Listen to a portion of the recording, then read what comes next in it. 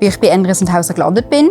Ich habe eine Banklehre gemacht mit Berufsmatur und habe gewusst, ich würde sehr gerne noch ein Studium daran hängen. Beim Auswahlverfahren habe ich dann einfach alles durchgestrichen, was mich nicht interessiert hat. Und übrig geblieben ist Wirtschaftsingenieurwesen. Im 6. Semester des Studiums haben wir dann eine Bachelorarbeit mit einem Unternehmen zusammenschreiben. Durch meinen damaligen Dozent habe ich Kontaktdaten von meinem heutigen Chef bekommen. Mein Name ist Natascha und ich arbeite als Projektleiterin im Process- und Test Engineering in der Elektronikfertigung. Ich bin sozusagen die Übersetzerin zwischen dem Bereich IT, Produktion und Management. Mein Tag starte ich am allerliebsten mit einem feinen Kaffee mit den Kollegen.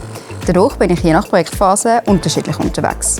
Meistens stehe ich aber an meinem Schreibtisch, wo ich Mails beantworte, Zeitpläne schreibe, Präsentationen vorbereite, weil ich dann auch leiten darf. Ab und zu bin ich auch in der Produktion anzutreffen. Und wenn es schön ist, gehe ich auch sehr gerne draussen eine Runde spazieren. Bei Endres & Hauser haben wir die grösste Elektronikfertigung der Schweiz und ich darf aktuell ein Projekt rund um die Implementierung von einem Manufacturing Execution System leiten.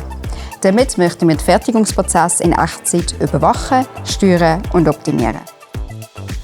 Achtung, Achtung, bitte Weg frei machen. Achtung. Es ist eine sehr herausfordernde Aufgabe, aber wir sind ein mega gutes Team und so macht es super viel Spass. An meiner Arbeit gefällt mir besonders die grosse Freiheit und Flexibilität, die ich habe, um kreativ und selbstständig Lösungen zu erarbeiten. Dafür bekomme ich von Endres & Hauser sehr viel Vertrauen, was ich sehr schätze.